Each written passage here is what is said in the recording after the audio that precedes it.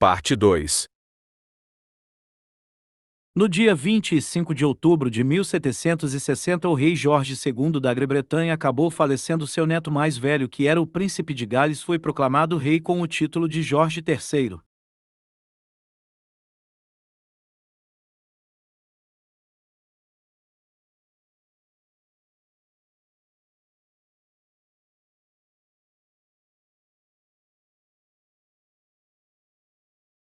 No dia 22 de setembro de 1760, Jorge foi coroado na abadia de Westminster com título de George III. Após a coroação, o parlamento começou a procurar uma esposa para o rei. Até que a candidata escolhida foi Carlota, uma princesa vinda de um pequeno ducado no norte da Alemanha.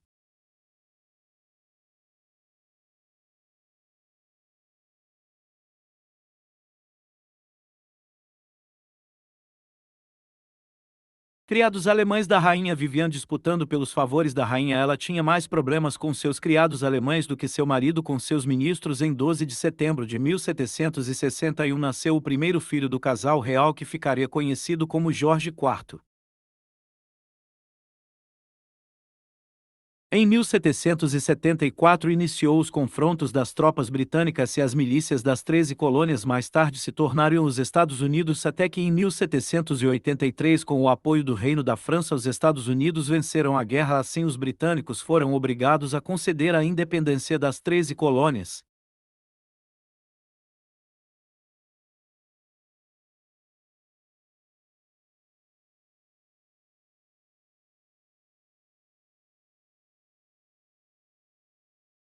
Em 1793, a Revolução Francesa estourou no Reino da França. A monarquia foi derrubada. Com isso, a Grã-Bretanha declarou guerra contra a França. Jorge autorizou seu primeiro-ministro a aumentar os impostos para suprir os gastos da guerra.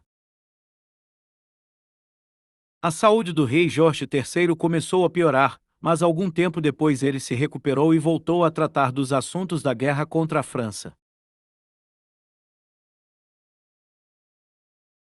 Até que em outubro de 1801 foi assinado o Acordo de Paz entre a França e a Grã-Bretanha. A saúde de Jorge III começou a declinar nos últimos anos de seu reinado. Ele estava surdo-cego e mentalmente perturbado.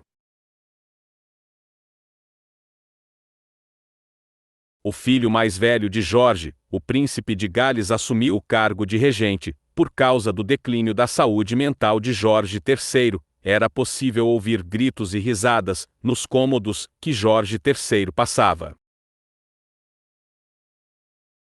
O príncipe de Gales odiava sua esposa, era bastante gordo e usava grandes quantidades de laudamo para diminuir a dor nas suas pernas inchadas. Ele também sofria de gota.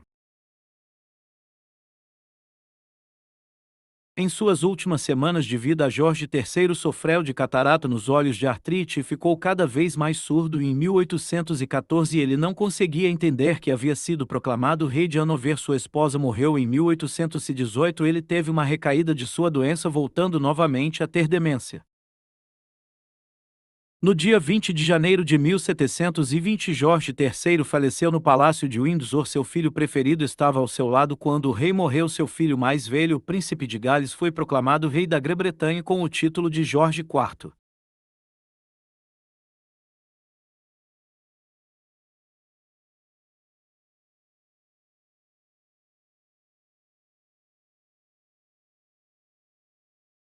Em 19 de julho de 1801, o rei Jorge foi coroado na abadia de Westminster com o título de Jorge IV. Ele estava pesando na época 105 quilos. Quando saía, mandava esvaziar as ruas para que ninguém visse sua aparência decadente. Ele proibiu sua esposa de participar da sua coroação. Ela adoeceu e morreu alguns.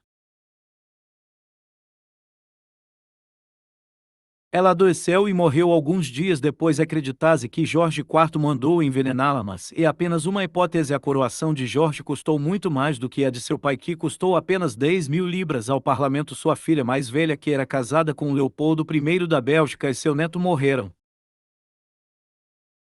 No mesmo dia ele ficou deprimido por causa da morte da filha. Com a morte da filha, a linha sucessória da coroa britânica mudou, pois agora quem herdaria a coroa eram os irmãos de Jorge IV. Jorge IV morreu às 3h38 da manhã do dia 26 de junho de 1830. Ele foi sucedido por seu irmão, que foi proclamado rei com o título de Guilherme IV. Em 8 de setembro de 1831, o rei Guilherme IV foi coroado na abadia de Westminster. Ele era bastante popular entre o povo britânico. Ele era conhecido por andar desacompanhado nas ruas de Londres. Ele pediu ao parlamento que concedesse a sua sobrinha uma verba de 10.000 libras esterlinas. No dia 20 de junho de 1837, o rei Guilherme IV morreu. Então sua sobrinha foi proclamada rainha da Inglaterra com o título de Vitória I, como a lei sálica que ainda vigorava em Hanover e pedia que as mulheres assumissem o trono de Hanover. O trono foi passado para o quinto filho de Jorge.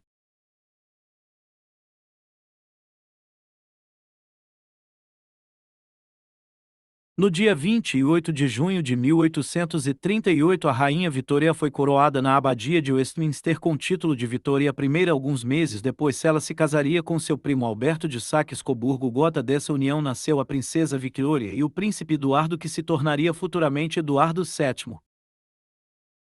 A rainha Vitória ficaria conhecida por ser a dona do segundo reinado mais longo da Grã-Bretanha, apenas sendo ultrapassada por sua tataraneta, a rainha Elizabeth II, que faleceu em 2022. Em seu reinado, a rainha Vitória viu o Afeganistão deixar de ser um protetorado britânico. Em 1867 ocorreu o fim da Companhia das Índias Orientais Britânicas. Houve um conflito para manter o território das Índias Orientais Britânicas. A rainha Vitória lamentou o derramamento de sangue nesse conflito. Então, em 1867, a Companhia das Índias Orientais foi formalmente dissolvida e a Índia foi assimilada ao Império Britânico. Com a rainha Vitória foi formalmente proclamada imperatriz da Índia. Ela governou a Inglaterra até 1901, onde acabou falecendo, e seu filho assumiu o trono com o título de Eduardo.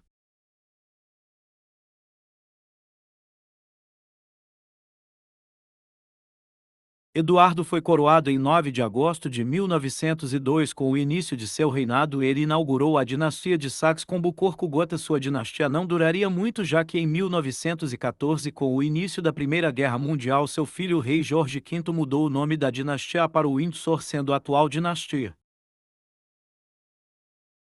Reinante na Inglaterra, Eduardo governaria por curtos 9 anos, morrendo em 1910. Seu filho foi proclamado rei, com o título de Jorge V. Dinastia dos Windsor é descendente da Casa de Hanover. Seu atual chefe é o rei Charles III, que assumiu o trono em 2022 após a morte da rainha Elizabeth II.